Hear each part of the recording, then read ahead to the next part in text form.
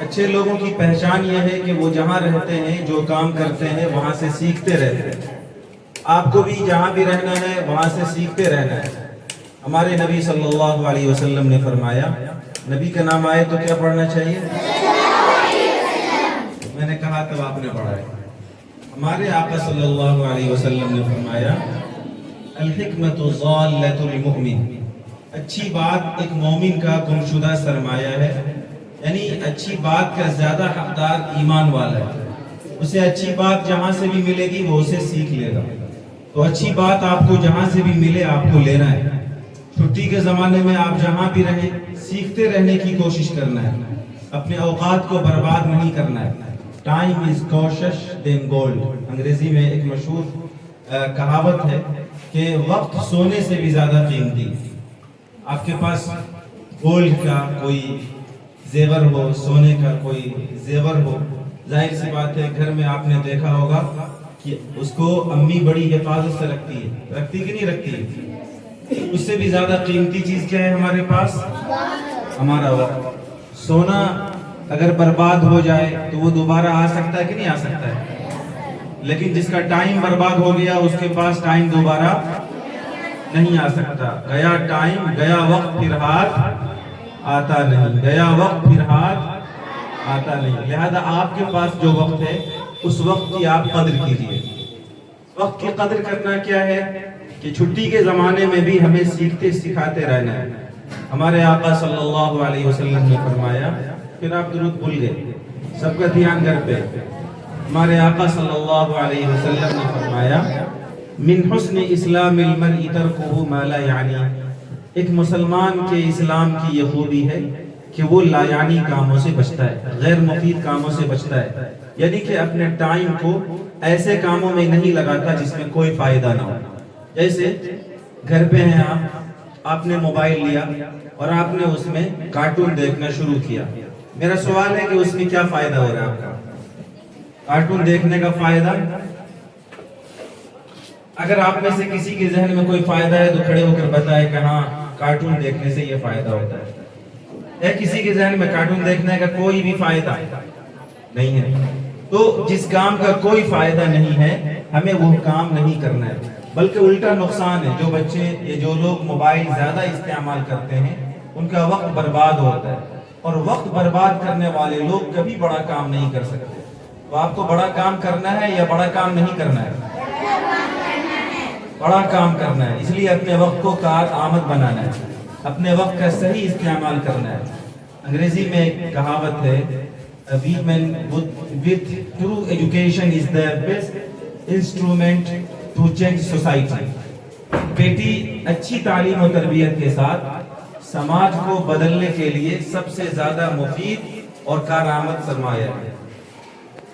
یعنی کسی کے گھر کو بدلنا ہو، کسی گھر کے ماحول کو چینج کرنا ہو، کسی گھر میں سب لوگ آلسی ہیں، ٹائم برباد کرتے ہیں، اس گھر کو بدلنا ہے، سب کو چست بنانا ہے۔ آپ کو پتہ ہے کہ وہ کون کر سکتا ہے آسانی کے ساتھ؟ ایک گھر ہے جس میں سب لوگ رات کو دیر سے سوتے ہیں اور صبح کو 9 بجے دیر تک سوئے رہتے ہیں، گھر میں سب لوگ سست پڑے رہتے ہیں، ان کو اپنے وقت کا کوئی عطا پتہ نہیں ہے، گھر کا ماحول اچھا نہیں ہے۔ تو گھر کو بدلنا ہو اگر تو سب سے بہترین چیز کیا ہے جس سے آپ گھر کو بدل سکتے ہیں؟ بتائیے۔ نہیں بتا رہے، ابھی میں نے بتایا سب سے بہترین چیز جس سے آپ گھر کو بدل سکتے ہیں وہ اس گھر کی وہ بیٹی ہے جس کو اچھی تعلیم و تربیت ملے گی۔ گھر کی ایک بیٹی جس کی تعلیم اچھی ہو اور جس کی تربیت اچھی ہو، وہ گھر کے ماحول کو بدلنے کے لیے سب سے زیادہ مفید اور مؤثر بن سکتی ہے۔ یعنی کہ آپ نے کہا شخص اپنے گھر کو اور اپنے سماج کو بدل سکتا ہے، بدل سکتا ہے کہ نہیں بدل سکتا ہے؟ تو یہ والا کام آپ کو کرنا ہے، اور یہ والا کام سب سے بڑا ہے۔ یہ والا کام یعنی کہ سماج کو بدلنا، گھر کے نظام کو بدلنا، سوسائٹی کو بدلنا، معاشرے کو بدلنا، یہ سب سے بڑا کام ہے، یہ سب سے چھوٹا کام ہے۔ اسی بدلاؤ کے لیے تو نبی آئے تھے نا۔ نبیوں کو کیوں بھیجا جاتا تھا دنیا میں؟ نبیوں کو دنیا میں کیوں بھیجا جاتا تھا؟ سماج کو بدلنے کے لیے۔ کیوں بھیجا جاتا تھا؟ سماج کو بدلنے सोसाइटी में चेंजिंग लाने के लिए, कि समाज में खराबी हो, उस समाज की खराबी को दूर करके अच्छाई पैदा करने के लिए किसको भेजते थे अल्लाह ताला? आखिर में कौन आए? हमारे आका हजरत मोहम्मद सल्लल्लाहु अलैहि वसल्लम आए। क्यों आए थे? समाज को बदलने के लिए। इसलिए आए थे ताकि दुनिया से हर तरह की खराबी को मिटाकर दुनिया को हर तरह की अच्छाई दी जाए। इसीलिए आए थे ना? तो हमारे नबी जिस काम के लिए आए थे वो काम सबसे बड़ा होगा या सबसे छोटा होगा? सबसे बड़ा। सबसे बड़ा काम यही है, घर को बदलिए, खुद को बदलिए, समाज को बदलिए, मुआशरे की खराबियों को बदलिए। मुआशरे में अगर कोई मजलूम है तो उसको इंसाफ दिलाइए, जालिम का हाथ पकड़कर उसे जुल्म करने से रोकिए। समाज में किसी तरह की बेहयाई फैल रही है, उस बेहयाई को रोक लगाइए। आपके घर में किसी तरह की खराबी है, उस खराबी को दूर करके उसकी जगह अच्छाई लाइए। यह है तब्दीली और यह है बदलाव, और ये सबसे बड़ा काम है। और ये वाला बड़ा काम आप सबको करना है, क्योंकि ये वाला काम तो एक बेटी ही कर सकती है। बेटे के बनिस्बत बेटियां आसानी के साथ, बोलिए, A woman with true education is the best instrument to change society. इसे याद कर लेना। समाज को बदलने के लिए तालीम के साथ जिस बेटी में तरबियत होगी वो सबसे ज्यादा आसानी के साथ समाज को बदल सकती है। तो आप सबको ये वाला काम करना है, करेंगे इंशाअल्लाह। मैं अभी ये कह रहा था कि तब्दीली पैदा करना, समाज में बदलाव लाना, ये सबसे बड़ा काम है। यही काम आजकल हम लोग नहीं कर पा रहे। हम लोग इदारे चलाते हैं, हम लोग पढ़ते हैं, हम लोग पढ़ाते हैं, हम लोग पैसे कमाते हैं। दुनिया चांद पर पहुंच गई कि नहीं पहुंच गई? लेकिन समाज में खराबियां फैल रही है, फैलती चली जा रही है, बुराइयां बढ़ती चली जा रही है। तो ये समाज में जो बदलाव है, ये बदलाव कैसे पैदा होगा? ये बदलाव जाहिर सी बात है कि उसी वक्त आएगा जब हम लौट पीछे की तरफ गर्दिश अय्याम।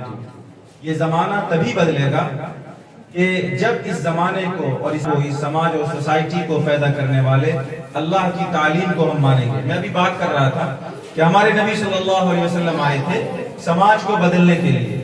समाज में क्या खराबियां थी उस वक्त?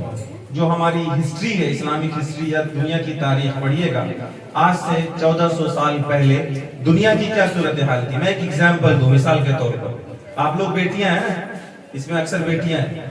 बेटियों की क्या सूरत हाल थी? बेटी की सूरत हाल ये थी कि जब बेटी पैदा होती थी तो उसे जिंदा जमीन में दफन कर देते थे। आपने सुना है कुरान मजीद में, वइदा बुश्शिरा अहदुहुम बिल उनसा ज़ल्ला वजहुहु मुस्वद्दन व हुवा कज़ीम। जब किसी को ये खुशखबरी सुनाई जाती थी कि बेटी पैदा हुई तो उसके बाप के चेहरे पर सियाही फैल जाती और ये तवारा मिनल कौम, वो लोगों से छुपता फिरता था कि लोग क्या कहेंगे कि बेटी का बाप बन गया है। लोग ताना देंगे कि देखो देखो बेटी का बाप जा रहा है।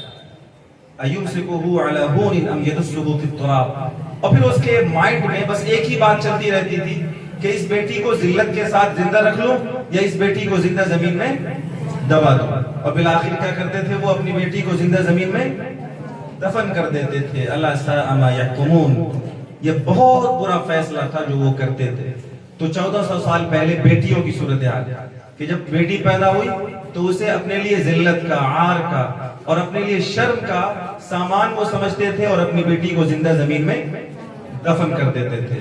हमारे आका रहमतुल लिल आलमीन, अल्लाह की करोड़ों रहमतें हों उनके ऊपर, वो क्या थे? उन्होंने औरतों को उनका सही हक दिलाया, उन्होंने औरतों को उसका सही मुकाम और मर्तबा दिलाया। क्या कहा उन्होंने? कि ये बेटियां बाई से नंगवार नहीं है, ये बेटियां जिल्लत का सामान नहीं है, बल्कि ये बेटियां रहमत हैं। क्या है? हुजूर ने फरमाया मन आला सलासा बनाती, जो आदमी 3 बेटियों को पाले पोसे, उसे अच्छा अदब सिखाए, उसे अच्छी तालीम दे, मैं और वो जन्नत में इस तरह होंगे, एक साथ होंगे। उंगली से इशारा किया। तो साहबी ने पूछा या रसूल अल्लाह, किसी के पास 2 ही बेटी हो, 3 ना हो तो? हुजूर ने फरमाया कि अगर किसी के पास 2 ही बेटी हो और वो उन 2 बेटियों को पाले पोसे, उसको अच्छा पढ़ाई लिखाए, बड़ी हो जाए, शादी कर दे, तो हुजूर ने फरमाया कि मैं और वो जन्नत में इस तरह होंगे, उस पर भी यह इनाम मिलेगा। यहाँ तक कि फरमाया गया कि अगर एक बेटी हो तब भी उसकी तालीम और तरबियत और उसकी अच्छी परवरिश पर यह वाला इनाम मिलेगा। ये मकाम और मर्तबा दिया।